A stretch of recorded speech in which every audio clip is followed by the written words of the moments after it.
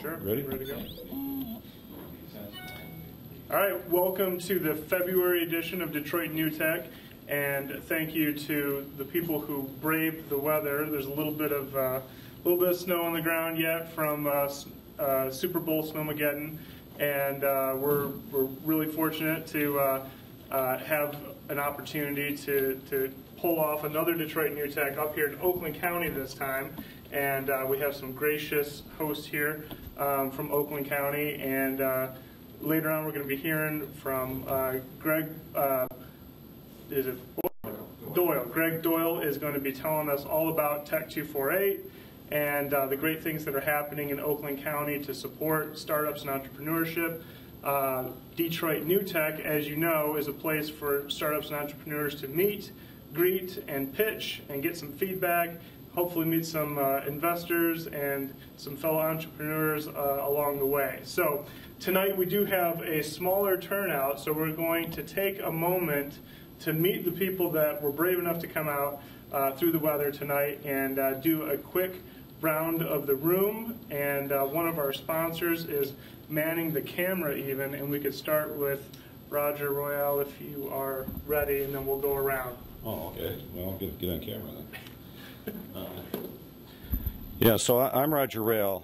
I bill myself as a venture catalyst because I help people and ideas get together, and I help with a lot of networking groups, do a lot of live streaming, recording the video. I recorded the main program for ACE last Thursday, which the pitch competition is already up today for that.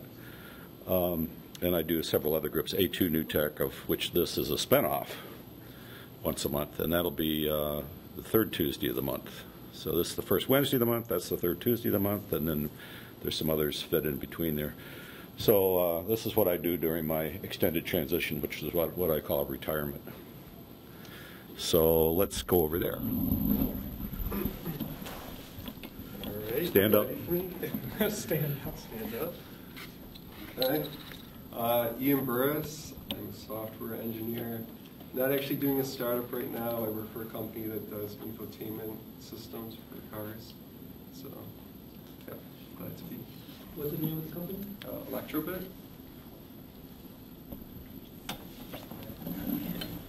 All right, my name is Brad Venarian. I just graduated from Michigan State in December, and I will be applying to medical school this summer. Right now, at the moment, I don't have a startup, but I just recently finished some research at Beaumont that's kind of segueing into a startup potential, so we'll see there. So happy to be here. My name is Chris Benarian. I am an attorney with a group called the Wayne Alumni Law Group. We're kind of trying to, not revolutionize maybe, but innovate the way we deliver legal services to startups and small businesses. So we offer legal and business services to startups at low rates and alternate fee structures. So if anybody on there or any of you guys need any legal services or other business services, find me. I think we're a really good resource. So. All right, so we got doctors and lawyers represented. My name is John Miner, and I'm an engineer, so we got more. Automotive engineer, and I just follow, I like high tech, and like following these entrepreneurs and seeing what's new on the scene. So, I'm Vincent Barrett, and I own Birmingham Capital. I just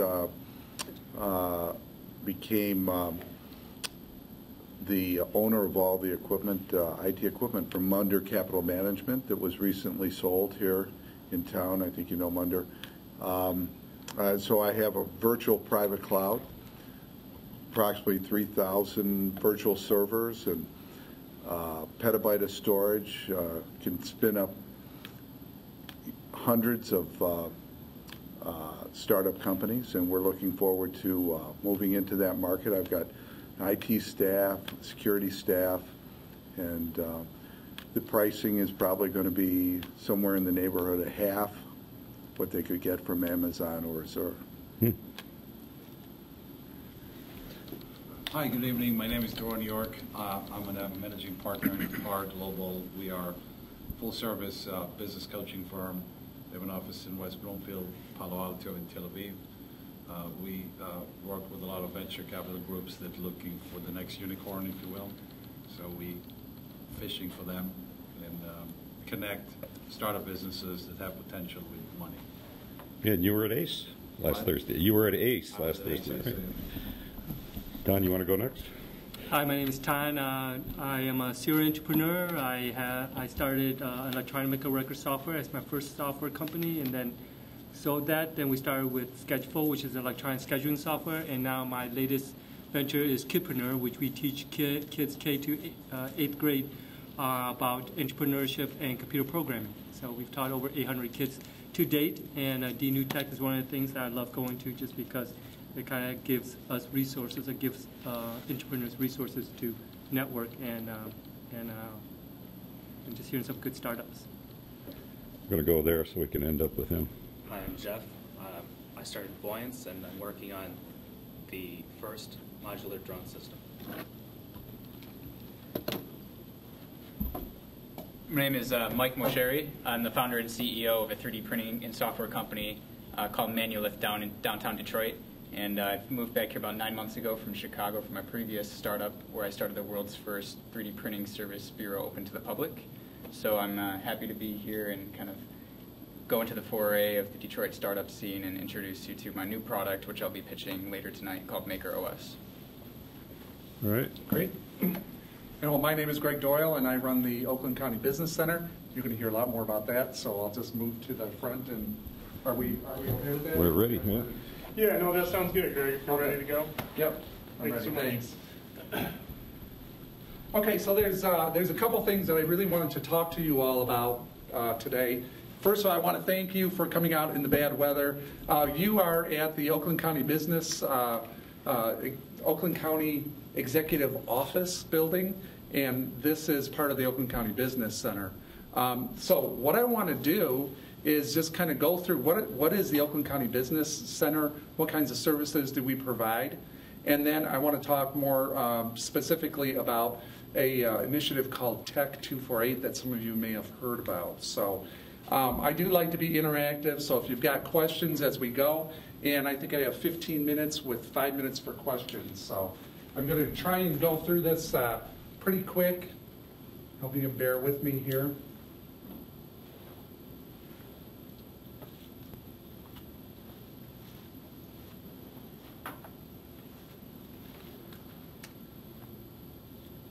Okay, so the Oakland County Business Center, really, we've been around for a number of years, but it's really only been within the last couple of years that we have really had a more extended focus on entrepreneurship, not only from a startup standpoint, but also from existing businesses and second stage business area. We've got about 75 years worth of business consulting experience on staff.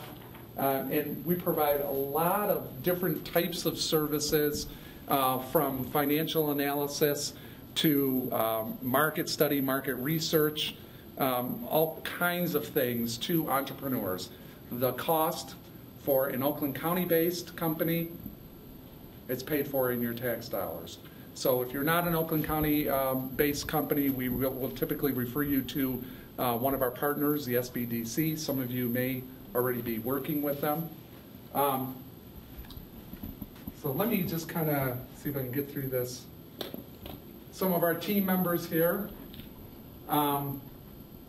We have a core group of consultants, and then we have a support group of people that do things like the traditional financing side. We have an ex-banker that will help us secure funding for our clients on the traditional side. We also work in the alternative financing side for companies as well. These are some of the groups that we work with regularly. Some of you may have heard of SEED, or heard about the microloans that SEED provides. We actually have the SEED loan officer here at the executive office building a couple days out of the week. We have a MEDC person assigned to the Oakland County Business Center to help us work with our clients, make sure that they have access to the MEDC programs. So we have a lot of different relationships that we bring to the table to help our clients grow their business or or start their business. These are some of the numbers from 2013, $32 million in loans that were applied for, $39 million in capital formation. That means loans that we help people secure. That also means some of the capital that entrepreneurs themselves injected into their own business, or they venture, angel, things like that. The companies we worked with in the course of the year will work with around 300 companies. They experienced an increase in sales of $42 million. The net, as far as jobs created, 227 jobs.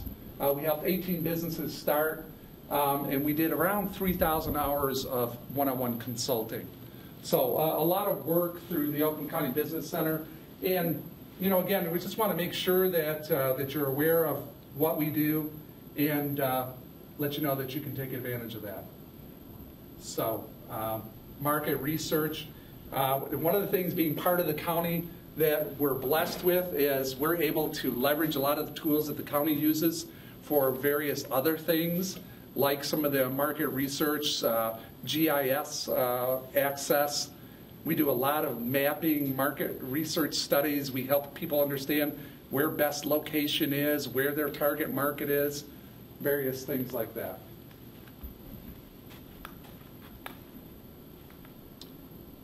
We've invested in a number of different tools to help our clients as well. And I can go through each of them one by one. I don't want to go through that detail with you right now. But again, we do a lot of GIS for our clients, looking at psychographics and demographics. We will do a little search engine optimization report for our clients. We don't do SEO, but we will provide a report so that our clients can take that report back to their web developer and make the appropriate changes. I have a quick question. Yeah. So is your demographic information, is that just for the county, or? It's actually nationwide. Okay. So we want to help our companies grow. So sometimes maybe exploiting a market in Ohio or Florida might be the next move for them. We use a tool called Growth Wheel. It's maybe our least techie tool. It's a very visual kind of template that we use to really help us get to dialogue with our clients quicker about really what areas do we want to focus in on. We found it to be a real valuable tool to kind of get working on things quickly. Business model canvas we'll use. We have a number of tools that will do financial analysis to help people understand how they stack up against others in their industry. And we provide this as part of a page of a pretty extensive report that we can provide clients. And then for existing businesses that have typically 8 or more employees, we do this assessment. It's basically an anonymous assessment that the employees, the management, and the CEO take, taking a look at 9 different areas of their business so that we can start to zero in on what are the problem areas that we need to work on for that particular company. We've had a lot of success with our bigger existing businesses in using this tool, identifying issues, and then working on process improvements. So, anyways, walk-in startup Thursday is something that we started a couple of years ago. Without an appointment, people can come in, talk to a counselor for 15, 20 minutes, get some basic questions answered. We deal with entrepreneurs all the way from the person that's wanting to start their own bakery to somebody that's doing something in 3D printing or whatever. So we know that those entrepreneurs and startup, a lot of times, they just have to have a couple basic questions answered. They don't need, a 5-hour course and 3 hours of consulting time. They just need a couple answers, a couple quick resources to get them kind of to the next level. Walk-in Thursday is really all about that. So, contact information, I'll have my cards here. If you're interested in utilizing the resources that we have here, all you need to do is go to our website, request a counseling session. We get back to you within 48 hours generally. We set up a time to sit down and talk. All right, so I think I covered that in 5 minutes, right? It's cool. All right. So one of the other things I wanted to talk about, let's see, did I save it here, is Tech 248. Tech 248 is an initiative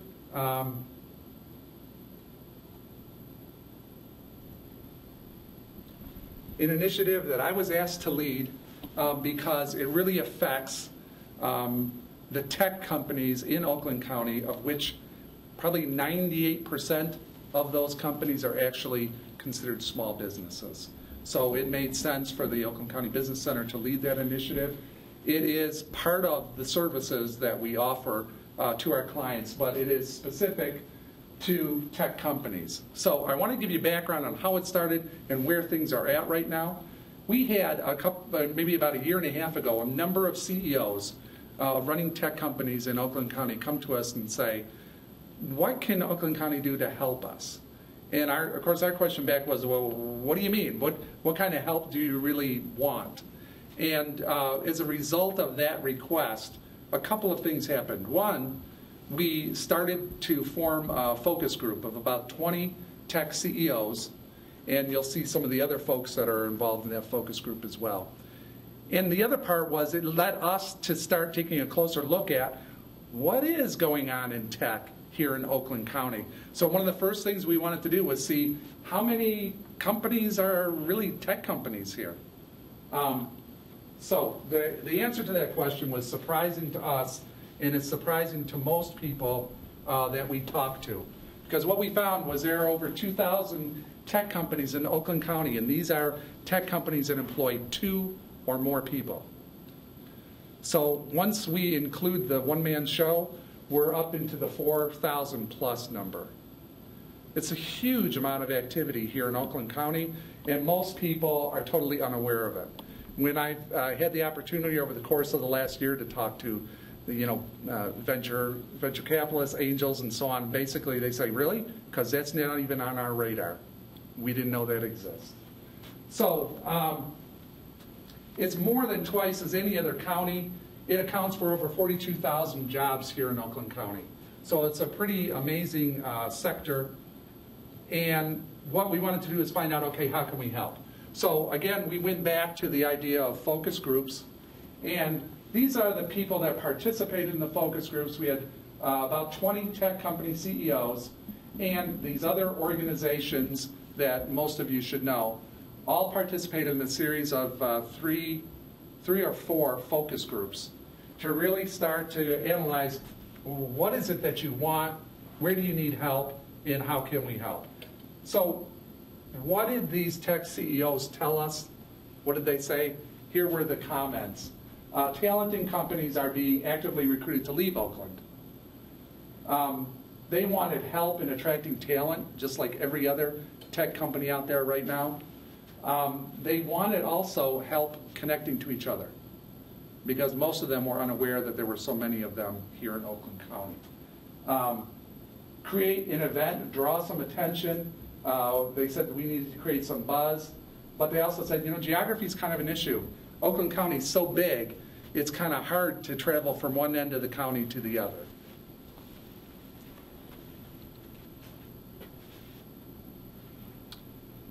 So the conclusion of the focus groups, as we boiled everything down, there were 3 main objectives. The first, help with talent attraction.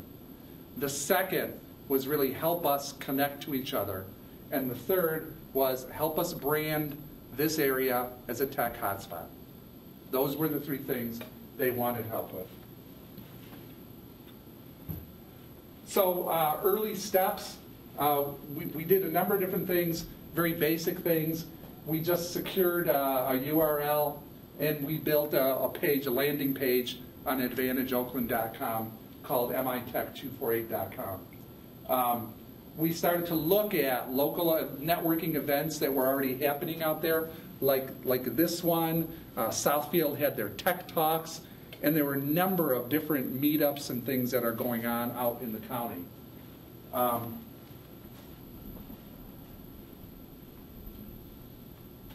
When they talked about what they wanted, the CEOs, to really help make connection, they kept going back to the model of TEDx and Techotomy. More fast-paced, facilitated discussion, quick presentations, things like that. Again, we went to several of the Southfield Tech Talks to talk to more tech company CEOs and to learn more about, how is it working, what do you want? So they wanted really more structure. They didn't just want a total open-ended, here, just come to this place and network. They wanted some connection to youth because that's the whole talent attraction piece. Many of them are feeling like we're not getting the youth young enough involved in tech and understanding what's going on in tech here, right here in Southeast Michigan. So they're leaving and going to places like Chicago and so on. They also said, look, we don't want a bunch of non-tech companies involved in these meetups. So one of the first things that came out of Tech 248 was the Tech 248 meetup concept. Tech 248 meetups are local meetups. They're tech-focused. There's youth involvement. Spin card was a concept that we were looking at to help people understand who was going to attend the event before they attended the event. And these Tech 248 meetups are managed locally, not by the county. Okay? When we get to that concern that they had about the large geography of Oakland County, what we did was we broke Oakland County into 5 different districts, 5 Tech 248 districts. Our next step was to then work with the local economic development people in those communities and really tell them the story of Tech 248 and Tech 248 meetups and see whether they would take that Tech 248 meetup concept and help us really deliver in their local area. So we have, on a total volunteer basis, we have 23 of Oakland County's communities that are part of the Tech 248 network and that are involved in organizing Tech 248 meetups in their district. So each district has its own committee. It's open for any other community in their district to join, but you have to have at least 2 communities per district in order for this to work. Fortunately, we have more than 2 in every single district except our Northwest. We have 2. So this was part of getting some more even local focus.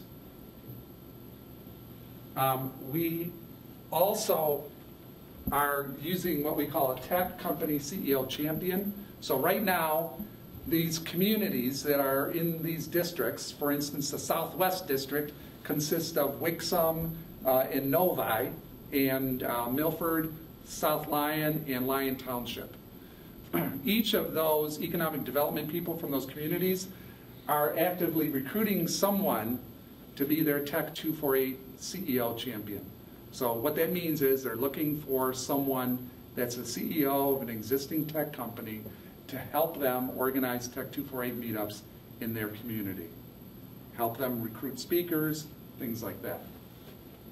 One of the other things that they mentioned on several occasions was, we don't want the networking event to turn into nothing but a solicitation where people are just trying to sell anything and everything. We want it to be really casual. We want it to be informative, educational, in a place where people can meet and connect, and hopefully out of those connections, business happens, but we didn't want to be any hard pitch sales. So we have a no solicitation policy. Each of the communities that are organizing these events are also connecting with, right now, colleges, universities, and high schools in their community to have some kind of involvement in the Tech 248 meetups. In some cases, that will be the opportunity to have students at the meetups.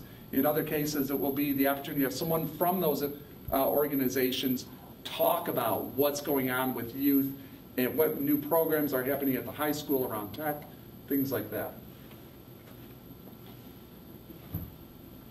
So meetups are tech focused. They're inclusive of all Oakland tech companies. They kept stressing it has to be in a cool space. So we're always looking for a unique place for the Tech 248 meetup to happen. They involve youth. They rotate, so it's not always in the same space. It's about encouraging collaboration. There's always a 15-minute update on tech in the community, what's going on in the local community. And again, no solicitation policy. So we did a kickoff on November 5th. We had about 100 people at the kickoff. We launched mitech248.com, and the county's real, I think, value in all of this is providing the organizational structure for Tech 248 and what is a Tech 248 meetup, so that it's consistent across the county as the meetups happen, and they're happening at least once a month. And we're also the marketing engine from a regional, national, and global perspective, where we're now getting the word out about Tech 248 and about what's happening in tech here in Oakland County. So we'll be doing more digital advertising. We've done stuff in like Delta, Sky Magazine, places like that, where we talk about what's here at Oakland County as far as tech goes. So the locals are helping us market locally, Tech 248. We're handling regional, national, and global. So the expected results, what we want to try to do, one of the biggest things is retention and attraction of young talent for our tech companies. We do want to create a buzz. We want to, in creating that buzz and getting some more focus on tech here, attract new investment from VCs and angels. And hopefully this collaboration is going to result in new innovation for our companies and new ideas that come out of it. All in all, we're part of Oakland County Economic Development, so what we're looking for is this is just another tool to help grow our companies here in Oakland County. So it's all about how do we take tech to the next level, how do we connect these 2,000 companies together, and how do we retain more of the youth talent here in Oakland County. So that's the basic concept. I went through it really quick, but that's what Tech 248 is all about. And we, in the beginning, had questions around, well, there's other networking things going on, and we said, great, keep those going. We're not trying to compete with any of that. We want to be, in addition to something that's a little bit different, where people can go to and they can talk to people in various different types of tech fields and economic development people, and a big broad mix of people that are concerned about tech or into tech. So our first meetup was on the 20th of January. We had about 100 people there. It was at Blue Water Technologies in Southfield. Our next meetup is going to be in Auburn Hills, February 20th. The next one after that is going to be in Wixon at Detroit Public Television. And we've got them scheduled out, firm dates until May. And we'll have firmed up on the rest of the dates through the year, probably within the next couple of weeks. It's been very well received so far. And we're just really looking to kind of keep the ball rolling. Whatever we can do in Tech 248 to try and just help tech grow and create a buzz. So that's basically what we're about. Any questions? Did I do it fast enough? Yes? Are you working to try to connect the tech companies with other resources? I mean, I'm coming from a legal perspective, so connecting with legal resources or CPA resources or funding sources is really big. It's kind of like the next step of how we're going to do that. What we're trying to do right now, based on all the input from the tech company CEOs, is just help us connect right now, to help us figure out who's out there and help us kind of get the lay of the land. So what happens with Tech 248 as things develop, I think, are basically service offerings for Tech 248 members and things like that. Exactly how that works right now, I don't know, because this is pretty new, and it's all based so far on the input from tech company CEOs. Thanks for the question. Yes? The Automation Alley connection, can you tell me a little bit about that? So there's already kind of an established community around applying technology to Automation Alley, and they have a pretty good membership directory. Are you going to replicate their model? Yeah, that was one of the things that, you saw in the focus group. Automation Alley was involved, and they were one of the first people that we invited because it was one of Oakland County's first initiatives was Automation Alley. It originated here. So we're very close to them. And we wanted them part of those focus groups because our first thought was, isn't this Automation Alley? And their comments were, no, that's not really what we do. And part of what's happening at Automation Alley right now is more of a focus on advanced manufacturing as opposed to the IT and some of these other areas. So we're trying to make sure that we don't step over them, and we've had several discussions with them about what we're doing, what they're doing, make sure that we don't do that. It's a good question. I think the challenge is that you got big corporations pretty much in the tech community in Oakland County. You're going to have some big corporations that's been out there. Then you're going to have a lot of startup entrepreneurs who are pretty much early stage. And I just don't know if the trick part is just trying to find that median ground, because with a lot of the young startup community, we're looking for resources, but in some ways we're looking for resources that allow us to be engaging with other new technology and new the new early stage companies.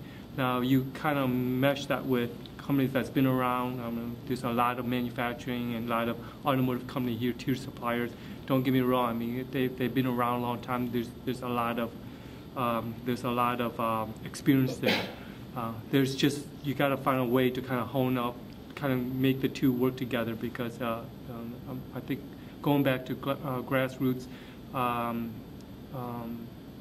co-working spaces such as the one that started up in Rochester Hills, I mean, trying to get those type of places getting together and making sure that you got a company that's been around, and you got companies that's just starting up, and there has to be a way that it's not just networking, but kind of feeding off each other and trying to find a way that they can work together and keeping, like you said, keeping the talent here, just finding a way to keep them together.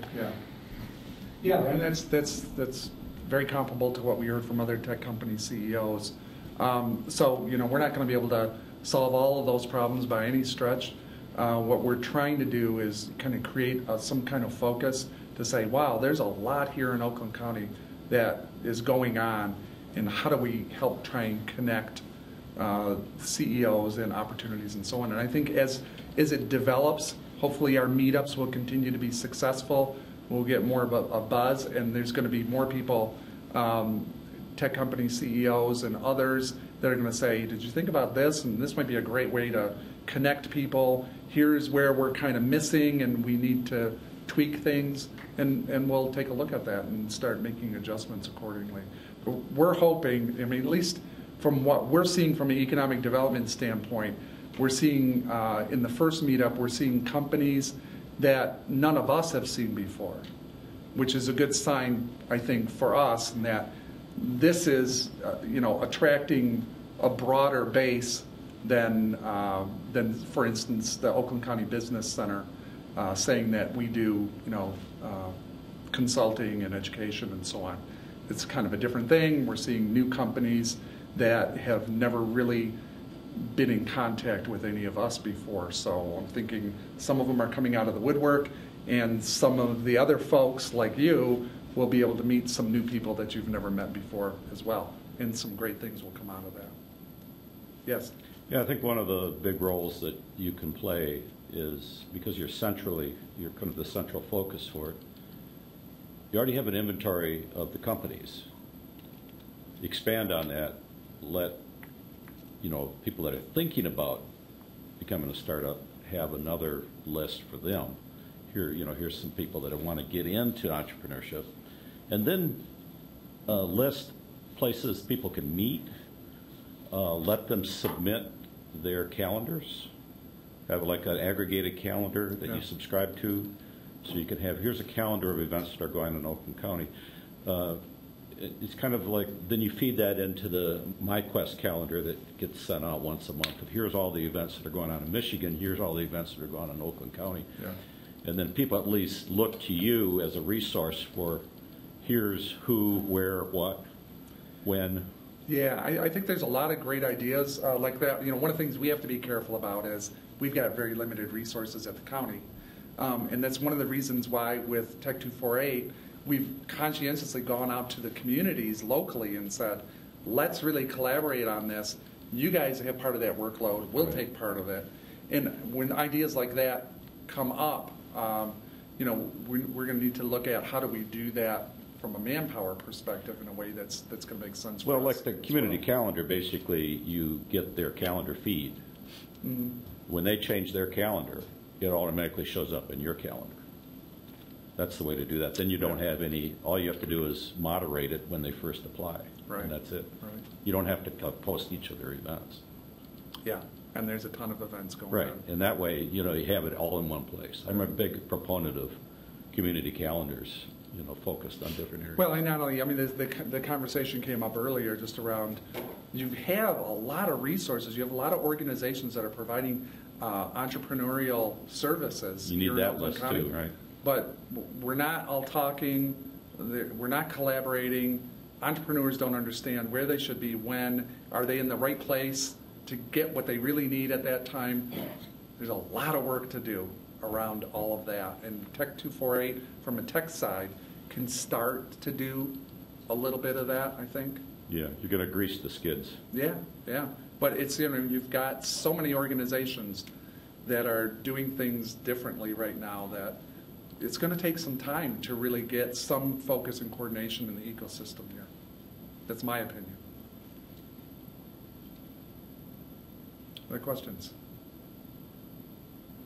All right, looks like that's all right, thank you. Thank you very much, Greg. Yep. So yeah, I'm pretty excited to hear about those services. I work for a company that's in Oakland County. I think Northville's technically in a couple counties, maybe, depending on how you split it up. But yeah, Commercial Progression is a technology web development company. We're looking to hire, and we're having some of those same concerns. How do we find talent that's local that wants to stay here? We want developers, designers, project managers, and marketing professionals. We're looking to hire those people. So I might be showing up at one of these Thursday events, and I'm very curious about the market research that you have access to. We kind of are understanding our clientele, who we want to go after, and yeah, anyone that could help a business do that, that's pretty valuable stuff. So yeah, that's one of the things that we do a lot of is the whole market research, industry trends, and then target marketing, and really getting people to understand where the target market is, and then not only demographically what they look like, but psychographically, how do these people behave and react. So, and we do that all the time. No, that's beautiful stuff. I mean, a lot of marketing people are, starting up their Twitter and Facebook account, but if you don't know who you're going after, that's the next level underneath and kind of that resource of research that's really valuable. So thank you for that, Greg. The next presenter, I've met him at a couple of DNewTechs now, so coming from 3D printing at the very beginning, Mike Moceri from Manulith has a very interesting story of being part of the MakerBot team and has traveled around a little bit in his entrepreneurship, come back from Chicago, and he has a very interesting model of turning 3D printing into a service that's managed online with Maker OS. So I'm going to be handing it over to Mike for his presentation. Normally we'd be very stingy about our timing. 5 minutes and then 5 minutes of questions, and we turn them around really quick. But we're a little bit light on presenters tonight. So Mike's going to have some time to take us through the paces and show us what Maker OS is all about, tell us a little bit about himself, and then we'll turn it around for questions after that. So Mike, the floor is yours. Thank you very much. All going on here.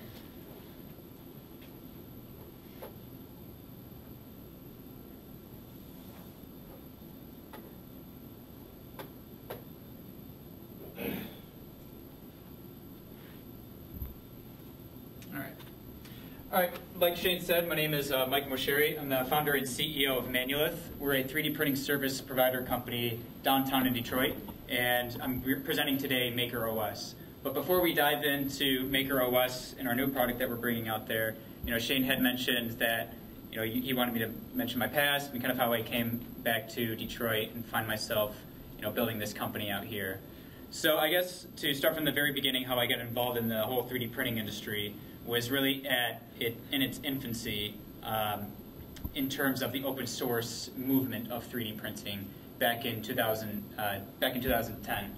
So the way it started, the whole lore behind my adventure into 3D printing was seeing a video of a 3D printer in action in my dorm room my freshman year, my very first week of college at DePaul University, and it completely just shocked me. I had no idea what this sorcery was. It looked like there was nothing, and then something appeared out of this machine, and I didn't know it was 3D printing. So I did some research, found out the technology was 3D printing, and that apparently I needed at least $80,000 to buy one at the time. And being a college freshman, there's no way that I could afford something like that. So I did my research on just the basic technology of 3D printing and saw that there was a group called RepRap. And what it stands for is self-replicating machines. It started out of Cambridge University, out of the UK, and their goal was to make machines that made other machines. And they turned to the 3D printing technology to 3D print all of the structural and mechanical components for the machines. So it got me interested in wanting to get involved in that, taking a deviant path from what I was studying in school, and on the side I was learning how to build machines, learning about electrical engineering, mechanical engineering, and software development. So it opened up to me the whole possibility of being what's called a maker. And being a maker is just somebody who makes either software, hardware, whatever it is that you're making something, bringing something of value to the world. And being involved in the open source community side of things with 3D printing really got me thinking about, okay, how do I get one of these things? Found a company out of Brooklyn called MakerBot Industries. They were selling these kit printers in 2010, 2011, when I first purchased my raw parts. And as I was building it, and through my research with RepRap, the RepRap project, I saw different improvements that I can make on that machine. So while I was building it, I thought of different ways to improve that. So once I built that machine, I was a sophomore in college and instantly saw the applications for business.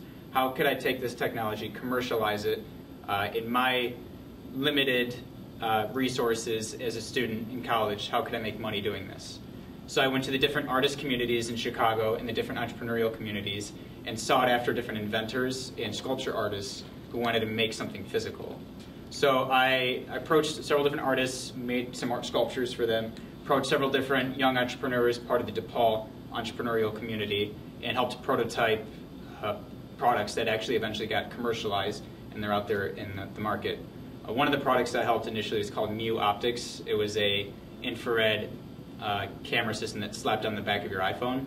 So that was one of the first cool projects that I saw. Wait, I'm just one guy with a 3D printer, and I helped this kid bring this to the market.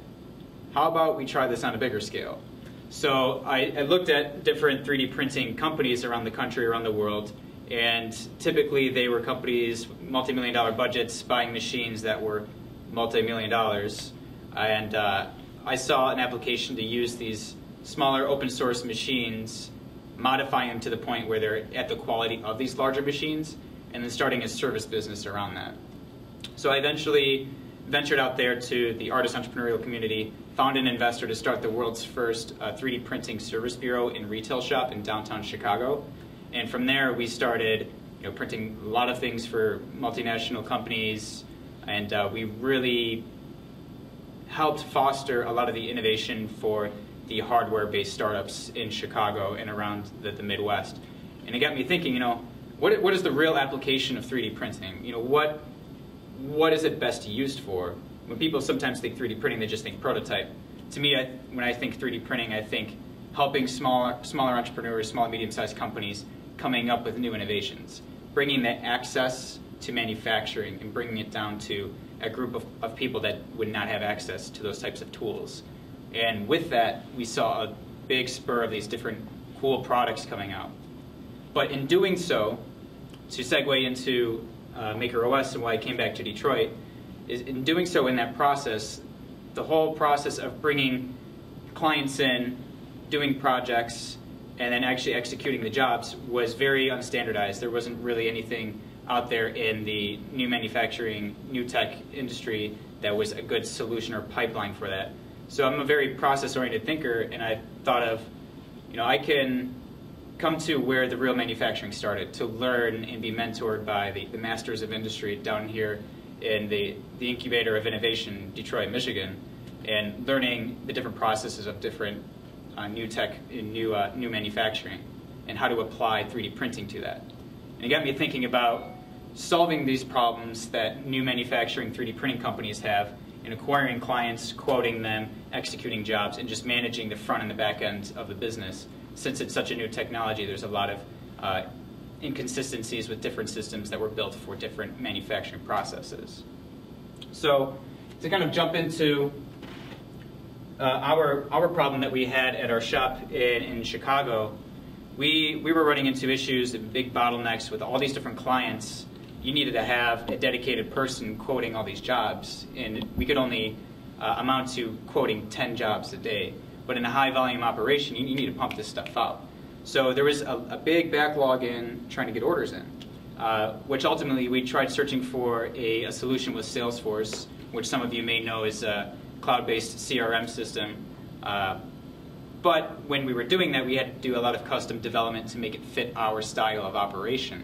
So it ended up costing us about $50,000. And because of all that development time, we lost some valuable business from that, which we kind of equate to about $100,000. So all that time spent on development, diverting the attention of the company to try to build something out, and it ended up not working. Salesforce was just an inefficient program for us. It just did not fit us. So when I came back to Detroit, I started Manulith with the intention to solve that problem. I started the Manulith as a 3D printing service provider to get that perspective of what those needs are, and to be able to co-develop a software platform that would be able to solve those challenges. And what we have is Maker OS and the host of benefits that we get from it. And what we have developed drastically reduces the time it takes to quote somebody. So you're taking somebody, a full-time 3D printing engineer, average salary about $70,000, just quoting jobs. That's their full-time job, just to quote a sales engineer. What we've developed is a auto-quotation algorithm that takes the three-dimensional math data and then auto-quotes it to the customer. So you're not having to spend all this time trying to quote out and bill and take payment from customers. It's a nice, seamless operation. We also had the opportunity to build out our own kind of CRM and CMS system simultaneously within this. So it consolidates a lot of the communication between client and the supplier and any other suppliers that we're connected with. So it's all seamlessly integrated. And another really great benefit for a lot of these different 3D printing companies is being able just to take payment online, just to even do basic e-commerce for manufacturing and maker-type businesses is really difficult. So we've built that directly in. So to kind of show you a bit of the technology, I already have one of our tabs opened up in here. So what you're seeing right here, this is Maker OS, white labeled under Manulith. So what you're looking at could be rebranded as xyz3dprinting.com or cncmachining.com, whatever the operation is. So this is our project dashboard. Here we have a list of all the different projects that different companies or individuals have signed up on our website to receive these services from. So to kind of go through what that looks like, one of these projects, let's go through one of these. Let's just go through this as an example piece. So actually I'll go into square frame. So this project, we were contacted by a gentleman in Oregon to design a square frame But within the project itself that he had created, it creates the activity feed where we're able to have consolidated communication between client and supplier, and any updates on the project are put into the activity feed. Anytime files are edited, any other system notifications. Another challenge that we had solved is just basic client review for three-dimensional files. A lot of the times companies will just show 2D pictures or PDFs, but we built our own 3D viewer directly in the website, and no matter what device that you're on, whether it's your cell phone, iOS, Android, it all works natively if it doesn't block it. So, what was just loading right there? So this is just one of the parts that we had designed with them, and we had produced for them as an actual production run. So here we're actually able to add notes on the file itself and say, hey, you need to change this part diameter by this much. And you're able to do that simultaneously in the cloud without waiting a long time to get that customer feedback in order just to get the project completed. We have our different project options too, where we can set different quantities of how much needs to be produced and different project statuses, which are shown up here, so we can create custom statuses. And within the billing, we're able to create our own custom invoices, and our auto quotation system directly pipes in there, directed to that project. So it's just a really nice and very simple interface for the customer, but it's great as for the service provider to communicate with the client and actually do the work directly on the system itself. As we go back to our admin tools, this is what a supplier sees.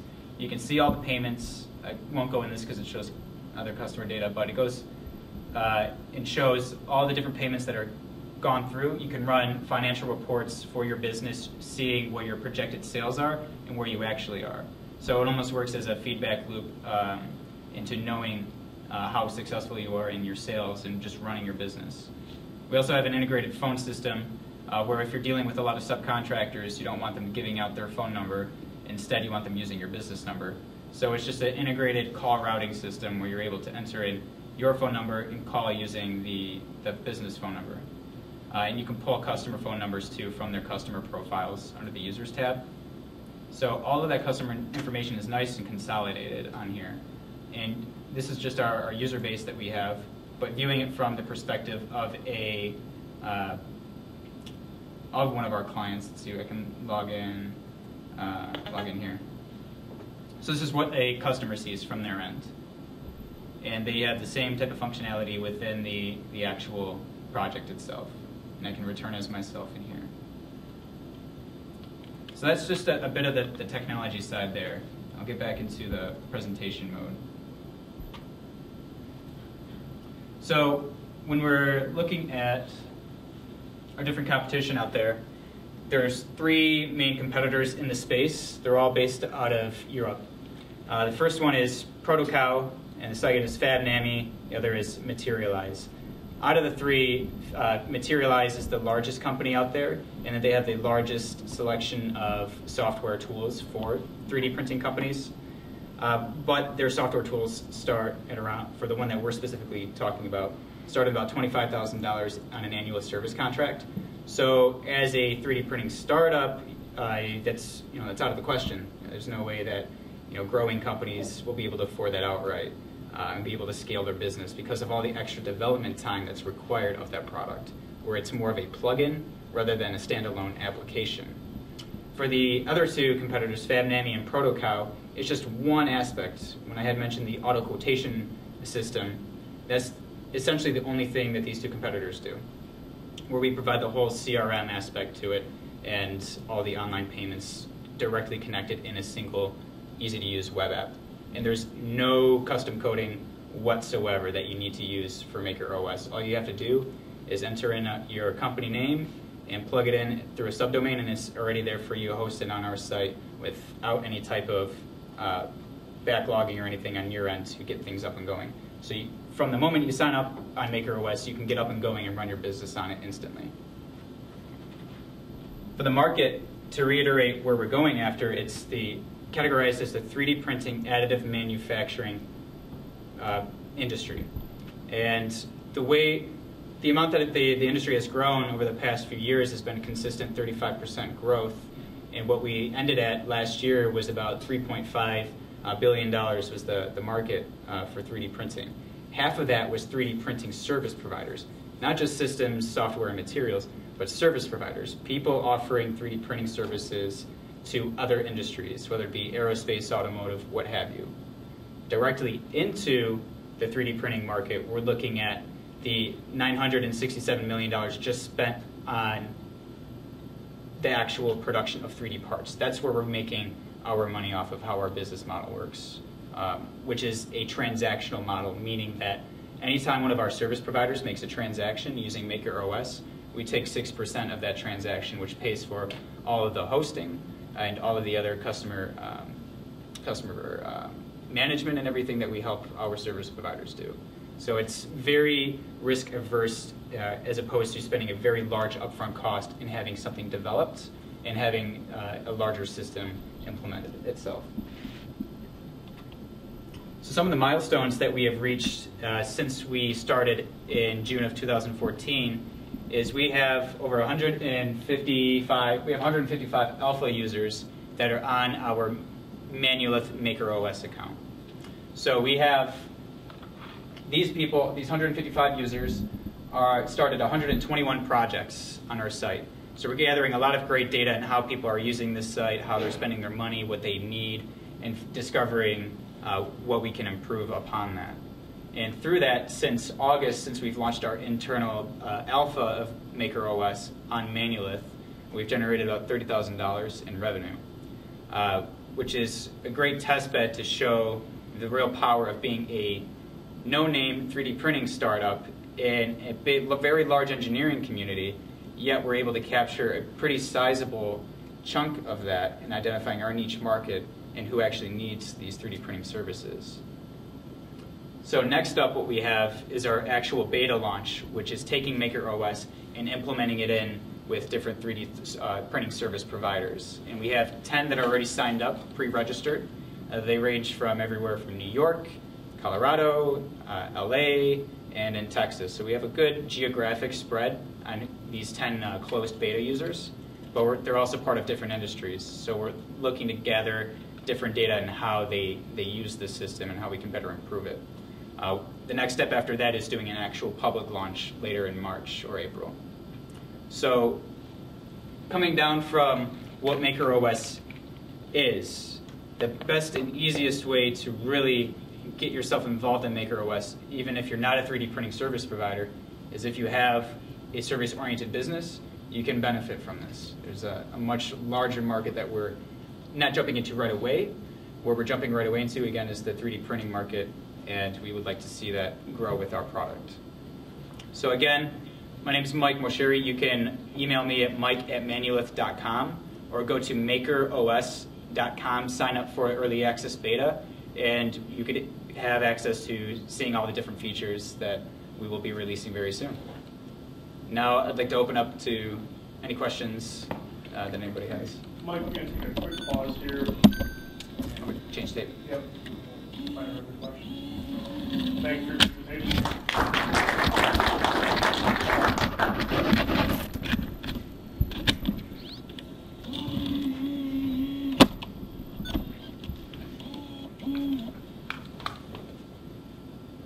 All right, so I'd like to open up the floor to questions, if anybody has any. I know that you're an automotive engineer, correct, sir? Yeah. So working with some of our automotive clients, they've really appreciated the whole aspect of the product lifecycle management aspect that's natively built into our system. So instead of having to communicate across multiple platforms to get information about a single part, talk to engineering and talk to manufacturing, all this communication is stratified maybe across several different system or email accounts, whereas multiple users can be attached to one project to get it done quick and on time and on budget. So there's different avenues in which you can apply this, not just 3D printing. If anybody was curious. Is this working on Windows as well as Mac? Or is this this runs directly in the browser. It's a web app. So it's not a desktop application. Wow. So what you saw during the demo that I was showing you, that was running off of Firefox. So anything that's a WebGL enabled browser It does work on Internet Explorer too, so if anybody's still using that. But we will be releasing an actual mobile application version, which will allow other companies to have their own personalized mobile application, which is rebranded MakerOS to their company. Yeah, I've got a couple of students we teach at Kipper that they start their own 3D services, and you know, the part that makes them unique is they can actually use like an Autodesk 123 design to create models for these customers. But having something like this, you said 6%, is that what I heard? That allows them to use a software like that, and I'm not sure if there's an introduction to how to use it all, but I mean that'd be a great tool for them if they ever grow. I mean these are like 10 and 11-year-old kids who are creating these things. It's amazing. And we actually had a pretty good a test bed of, we had a lot of younger students, part of Ecotech at Tech Town. We had some of their kids take a look at it, kind of play around, and it's just very easy to get. It's not complicated at all. And a lot of CRM, CMS, or other manufacturing systems are way too complicated and convoluted, and the process gets lost in all these, you know, strenuous features that just don't get a lot of this stuff done. What you want is just a very process-oriented way to run your business, and I think this is the perfect application for 3D printing businesses especially. So for your students, this would be probably the easiest thing for them to pick up, and they'd be actually able to manage clients, communicate with them, and actually just have a home for their business to be and to run on. Would it be fair to say that your goal is to grow and scale with a few select clients versus scaling a number of clients? Because over time, the winners and losers in this industry will have been chosen, and there probably won't be tens of thousands of services. So that depends on the economics of 3D printing. So what we've tracked down is about 8,000 different 3D printing companies in the country right now, and it's at a steady growth rate of around, for the growth of 3D printing companies, about 20% each year. It's probably going to be more this year because the sales of desktop-sized machines were double or triple of what they were last year. But within our research, the majority of people that get those desktop-sized machines start businesses. So whether or not it's a large business, that's great to be able to service those types of service providers. However, the way that 3D printing is changing the manufacturing game is no longer having a few big players. It's more of a model of distributed manufacturing. So you don't believe that these services will become more consolidated?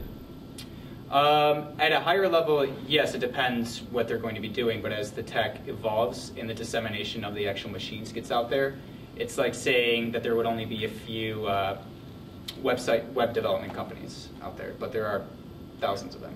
But everyone has a printer in their house, a standard paper printer, and there's only like 3 national printing companies.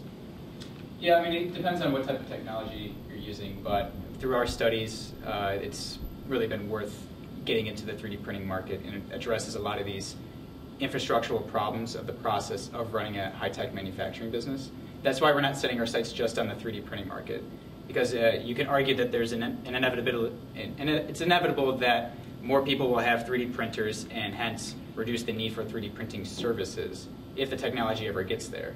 However, applying this to CNC manufacturing companies, injection molders, laser cutters, what have you, it's the same type of digital manufacturing process, so it's easy to transfer that to other industries. So you might almost say you're coming up against like tech shop and hackerspaces only through the internet instead of in real life? Oh no, this would be a perfect thing for even a hackerspace to implement. So if it's just a project management tool, and to even collaborate with others that are working on that same project as you, and having all the other features are a really great added benefit just to do that aspect of it. You don't even have to be running a business on it, per se. You can just be using our tools to make your things. Or it just kind of depends on how you market it. Yeah, precisely. I mean, it's very flexible in how you use it, but yeah, we're focused on the 3D printing market for sure. We thought about selling this to like Staples and Office Max, Office Depot, and they're going to start taking over some of the 3D printing stuff. So yeah, I mean, there's already consolidation in the 3D printing industry for sure. The three major players are 3D Systems, Stratasys, and Voxeljet or EOS. And those are big OEM manufacturers of the actual machines themselves. And there has been consolidation of the larger 3D printing companies. However, they only make up about 30% or less of the actual Service Bureau market. So there's a very large market out there that we're able to serve.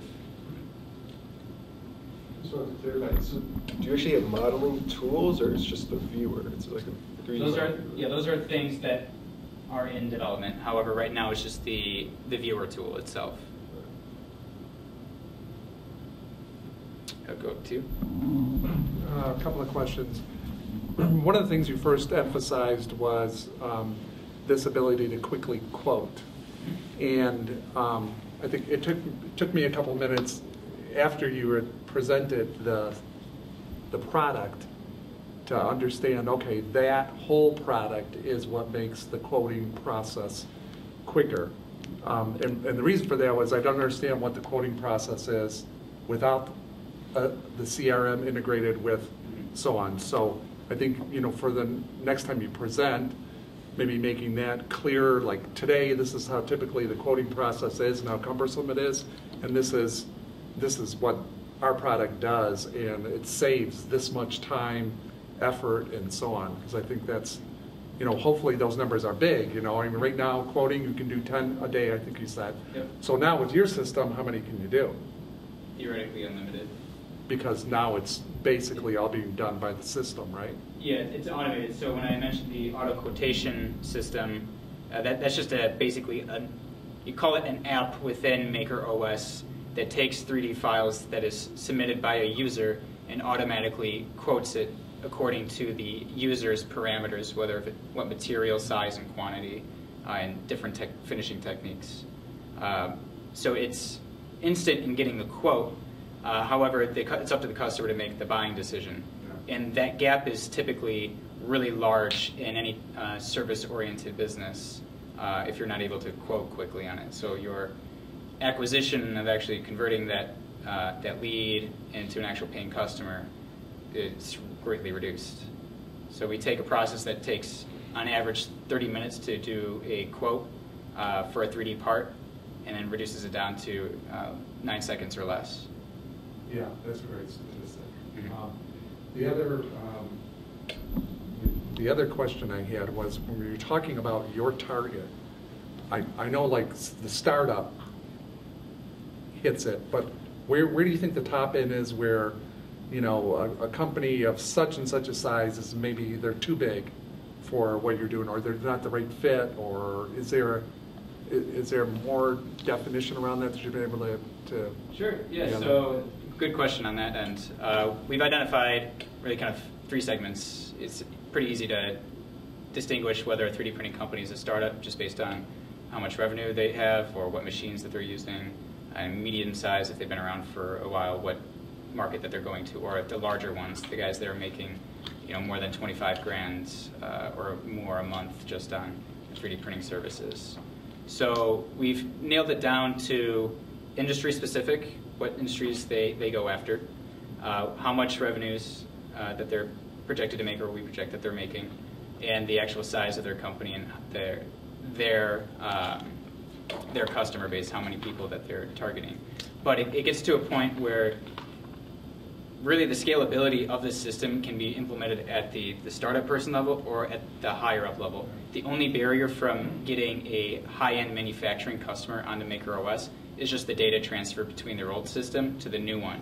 Because you'll get a lot of these manufacturing operations, or even 3D printing companies that have been around for 10 plus years that are using antiquated databases that don't speak to any other system except for what's on the CEO's desk. So being able to transfer that into Maker OS is a challenge, but that is also one of the things that we are currently developing to get that. I can see that it's really scalable to that. I think that the challenge that you would have in being new is you have those bigger guys that want to do it in-house, or that kind of stuff that you would fight. And as you're a new product out there and as you're getting that market share, you know, that barrier becomes less and less. So our customer discovery process has been great in talking to smaller 3D printing companies, medium-sized, and into large guys, and even non-3D printing large manufacturing firms in the Detroit area. And they've taken a look at Maker OS, and their biggest comment is that the largest barrier is that transfer of their history of their business onto the system. And you know, that's something that we're definitely cognizant about, that we want to develop you know, a solution to that challenge, which is you know, something that would be of great value to them just to get up and running on this instantly. So that's certainly something that we have in the pipeline. Very good. Then we have time for one more question, if there's anyone left. I have one question. Go for it. So on the Manulith website, I saw that you can print wood. Yeah. So is that like particle board? So aside from, you know, getting out of Maker OS frame of thought, we're talking about our 3D printing services as Manulith. We can print everything from many different types of plastics, alloys, metals, wood, rubber, silicone, a lot of different types of materials. And the way that we print in a wood material is basically a composite of wood pulp mixed with a organic polymer, and that's extruded out of a nozzle, and it's laid down one layer at a time to create those objects. So right now we have a birch wood, cherry wood, and bamboo that we can use. And even though it's a composite material, it still looks, feels, smells, tastes like wood, but it has a lot of the same material properties as the actual natural material. Can you put grain in it? Can you make the... So one of my friends, they started a company in East Lansing where they're using cornstarch as a 3D printing substrate. So No, I meant the grain in the wood. Oh, you can actually. So you can simulate that within the model itself. That would be, you know, make it look like wood. Yep. So we've done that on a couple of our projects. One of my favorite clients, if we can get into it real quick.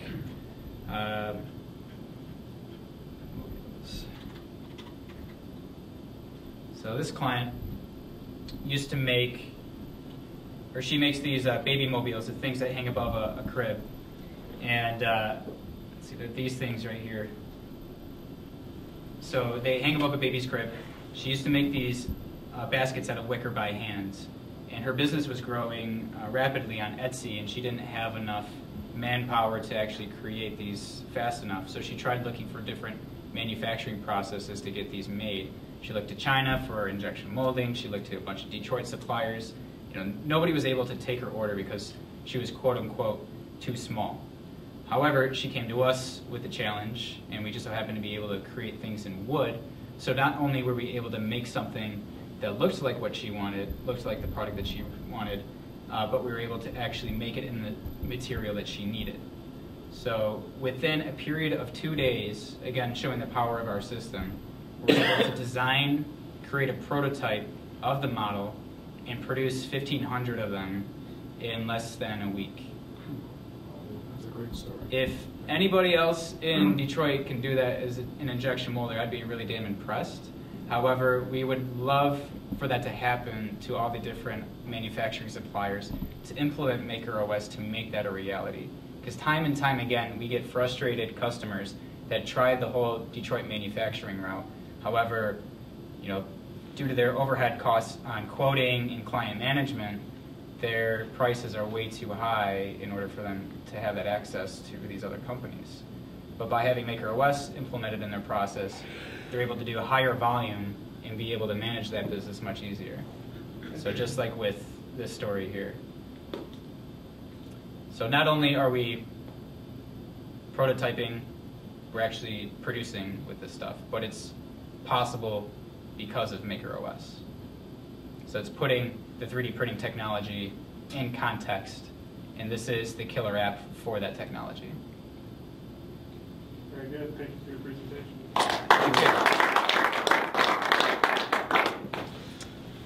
Okay, and with that, that is the end of our presentation time tonight.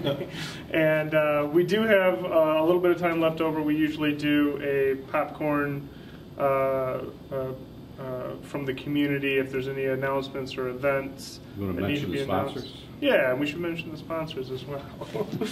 So some of those have been introduced already when we went around. I'm Shane Sevo from Commercial Progression, and we are a web design firm out of Northville that specializes in the Drupal open source CMS platform.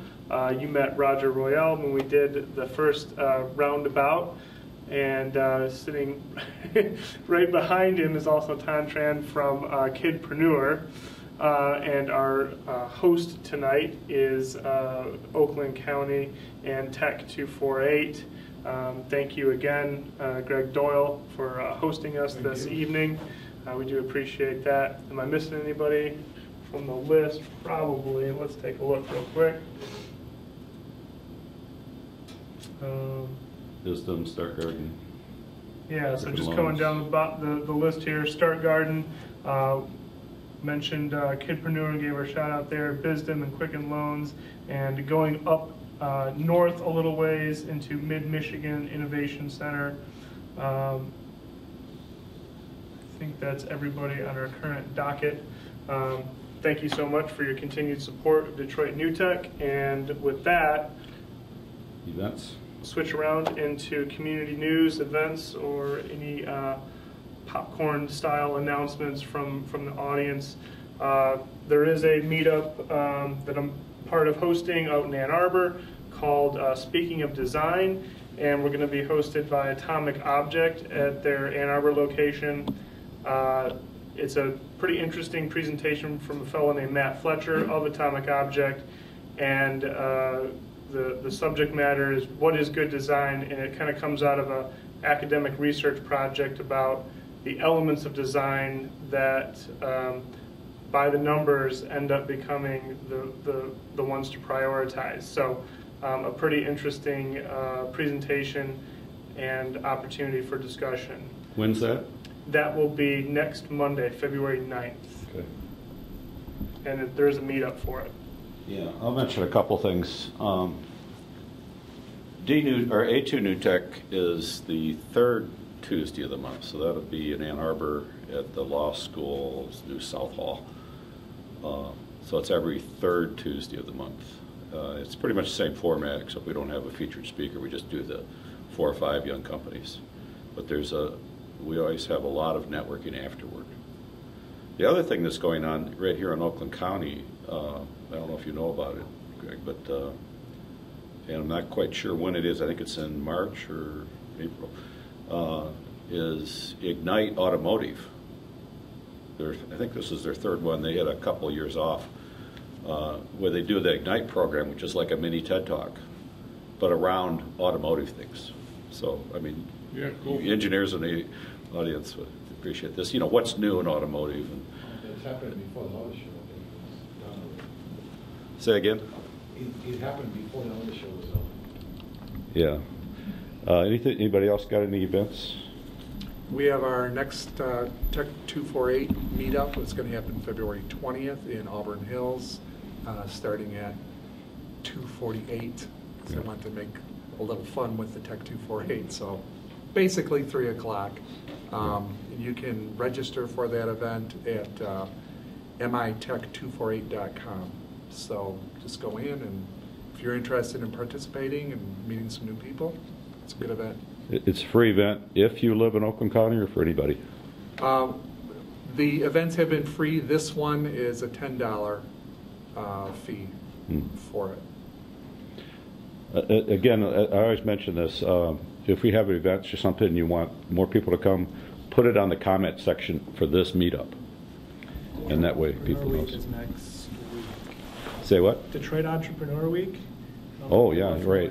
That's next week, I think Tuesday through Saturday. I know we're hosting something at the law school on Saturday, but I believe it's every day from 8:30 to 1. There are various events. Check out Meetup. I don't know exactly. I think it's hosted by Focus Hope, but I just know that's going on next week. And a really kind of out there one that I might be the only one who's interested in, probably.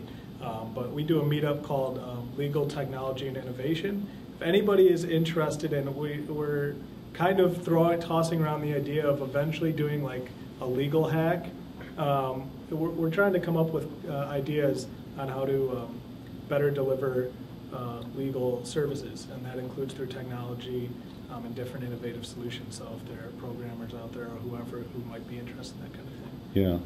That's a personal. There was a startup in Ann Arbor that presented at DNewTech that you need to look at, because they have some people involved. What are they called? I can't remember. Oh, okay. Well, our next meeting for that group is in Ann Arbor, actually, at the law school on February 24th. But if anyone's interested in drones, the first desktop drone meetup is happening on the 21st.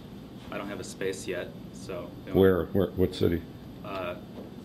Anywhere between Detroit and Flint. Oh, okay.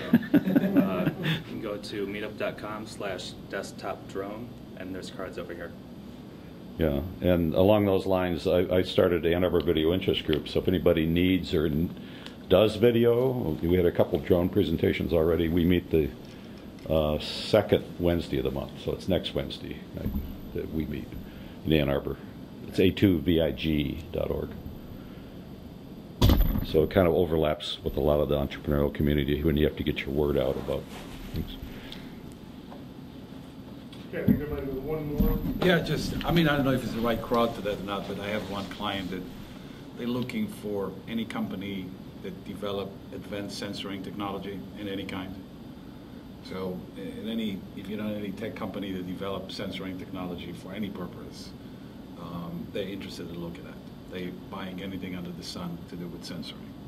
So kind of Internet of Things sensors kind of thing? Yep, sensoring technology. You know, they were looking at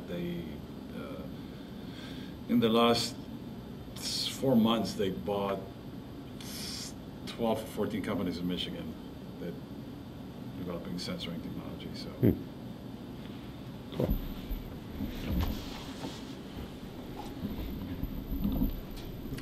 Okay, well, I think that wraps us up for the February Detroit NewTech meetup. We do thank you for joining us in person and virtually. And next time, I'm sure we'll have the familiar docket of 5 presenters with quick turnaround question and answer opportunities, but everything that you've come to love and expect from a Detroit NewTech in the community coming together, supporting and presenting startup opportunities. So thank you so much, and we'll see you next time.